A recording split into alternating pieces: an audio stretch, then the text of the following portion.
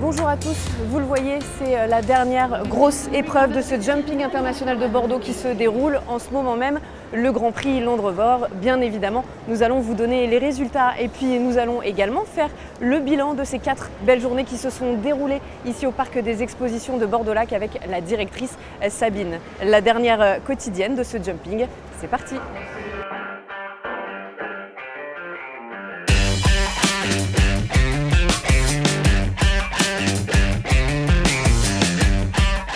Un Français a brillé tout au long du week-end et a fait vibrer le public bordelais jusqu'au bout de ce Grand Prix. Julien Epaillard n'a pas tremblé sur cette dernière épreuve qu'il remporte avec la manière. Et pourtant, le combat a été rude pour les 34 cavaliers en lice puisqu'ils ne sont que 4 à parvenir au sans faute dans le temps à l'issue du premier tour. Le néerlandais Michael van der Vleuten d'abord, puis Félicie Bertrand.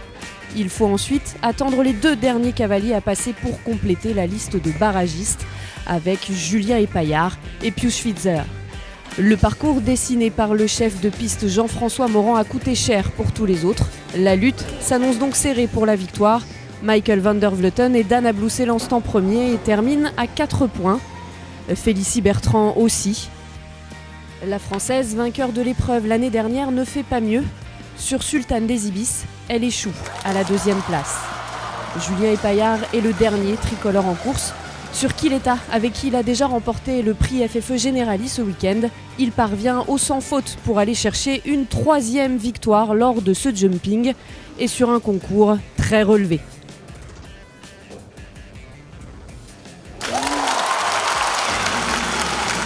Le temps était vraiment court, ça poussait vraiment les cavaliers à la faute. Il fallait pouvoir enlever des foulées dans les lignes en laissant les obstacles sur les taquets. Non, compliqué. Voilà, on était 4 au barrage, la stratégie n'était pas très compliquée. J'étais avant-dernier à passer, restait Pius Schwitzer qui est quand même un cavalier très rapide. Donc j'ai dit ok, et même à 4 points si je suis plus vite que les autres, donc j'ai quand même joué le jeu. Le Suisse Pius Schwitzer sur K termine à 8 points et prend la 4e place. Le clan tricolore peut être satisfait de cette fin de concours, comme l'explique le sélectionneur de l'équipe de France Thierry Paumel dans son bilan. 5 victoires sur 6 épreuves. C'est un bon bilan. Et nos cavaliers français se sont vraiment bien battus. Moi j'aime cet état d'esprit où on est dans la compétition, où on va chercher les résultats. Hier, pour revenir sur le Grand Prix Coupe du Monde, oui, de beaux parcours à 4 points. Donc ça laisse quand même présager, je dirais, un bon futur. On est vraiment en début de saison. Certains chevaux ne sont pas encore dans le coup. Certains n'ont pas encore une grande expérience. Mais moi, je suis content de ce que j'ai pu voir hier. Et puis, aujourd'hui, on finit par se doubler dans le Grand Prix de Bordeaux, qui était une épreuve délicate, pour ne pas dire difficile, avec un temps très court et 2 formidables couples. Et Julien Epaillard qui en plus est en pleine préparation de sa finale de Coupe du Monde.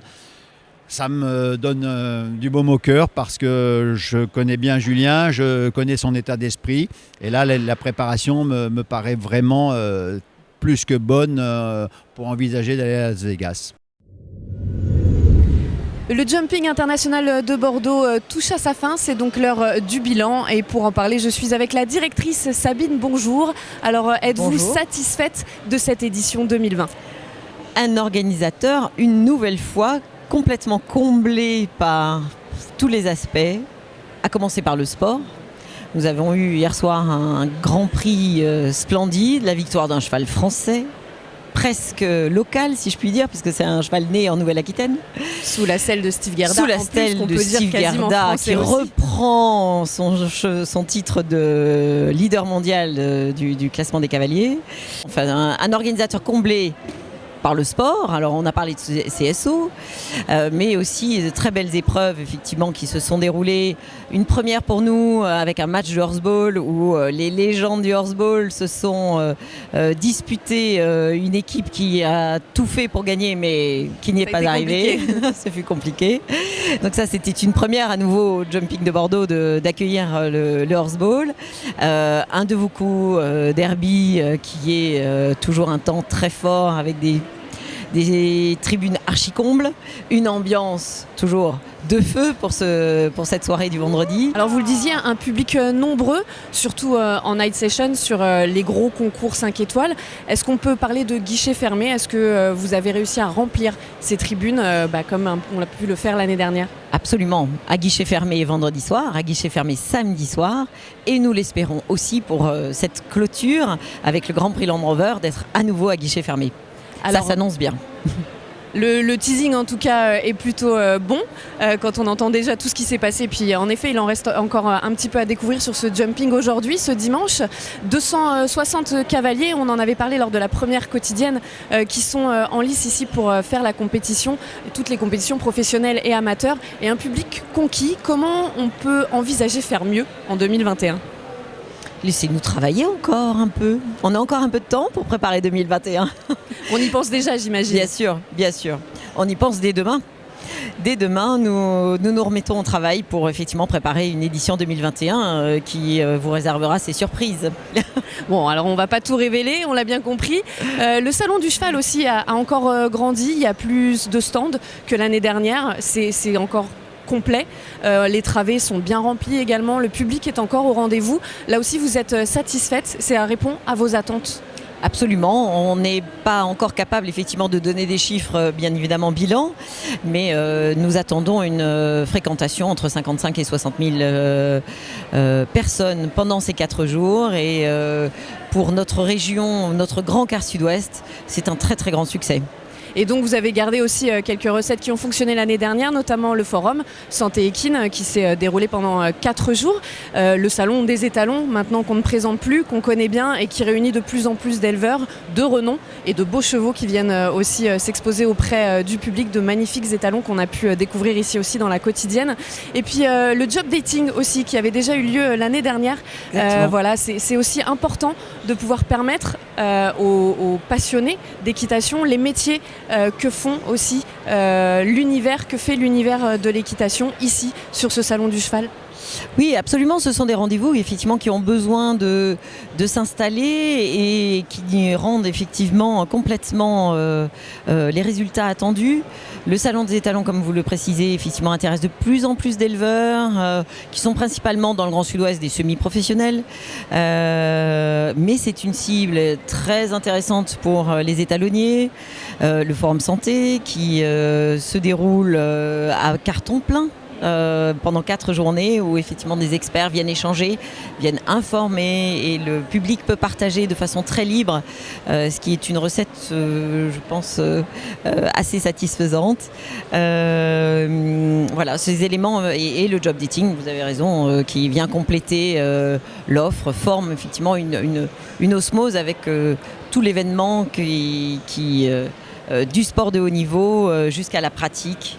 En passant aussi par le programme d'animation qui se déroule dans le salon, où on propose des spectacles, on propose des initiations, des découvertes de nouvelles disciplines, permettent effectivement de nourrir toute une communauté d'équitants ou qui vient tout simplement à la découverte de ce fabuleux animal qu'est le cheval et qui est notre fil conducteur. Je crois que le teasing pour 2021 est tout établi. Moi, je voudrais juste rajouter quelque chose. Grâce à ce job dating, 5 emplois ont été pourvus juste ce matin, ici sur le Jumping International de Bordeaux. Et nous avons justement décidé d'en découvrir un petit peu plus pour savoir en quoi consiste ce job dating.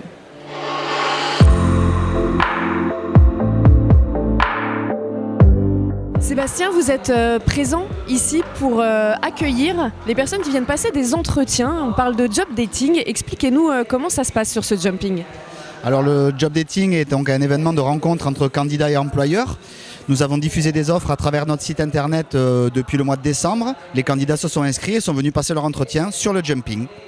Ça se passe avec Equiresources, c'est ça? Expliquez-nous un petit peu plus comment on peut s'intéresser à ce job dating. Alors donc Equiresources est le service emploi-formation de l'Institut français du cheval et de l'équitation. Nous rayonnons à travers un site internet où vous pouvez retrouver des offres d'emploi, des offres de stage en France et à l'étranger dans tous les domaines de notre filière, aussi bien des métiers de terrain que des métiers tertiaires. Il suffit juste de vous inscrire, c'est un service gratuit, et de postuler librement sur les offres d'emploi de votre choix. Et vous êtes venu ici sur Bordeaux pour la 2e année consécutive. Qu'est-ce que ça vous apporte d'être au contact aussi comme ça des gens qui viennent sur le salon du cheval? Dans les événements comme ça, nous fréquentons aussi bien nos employeurs, donc les professionnels, que nos candidats et que de potentiels futurs candidats à l'emploi pour notre filière. Et ce qui est formidable, c'est que donc des personnes vont pouvoir repartir avec un emploi à la clé. Et pour ceux qui sont venus se renseigner mais qui voudraient pousser pour en savoir un petit peu plus, comment peuvent-ils faire après ce salon du cheval? Ils peuvent continuer de nous contacter via notre site internet et nous sommes encore là jusqu'à la fin de la journée. On renseigne donc essentiellement sur tous les métiers de la filière, aussi bien de terrain que tertiaire, et aussi sur toutes les formations qui s'y rapportent aujourd'hui, sachant qu'elles sont assez nombreuses, et ainsi que les établissements qui dispensent ces formations.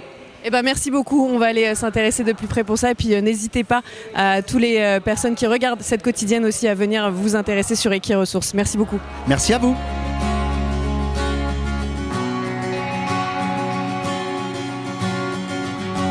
Mon travail à moi s'arrête ici pour cette édition 2020. Maintenant, place au repos mérité. Je vais m'installer ici, réfléchir aux idées pour l'année 2021. J'espère que ça vous a plu. Je vais me reposer, vous inquiétez pas, je bouge pas. Je serai là. À l'année prochaine.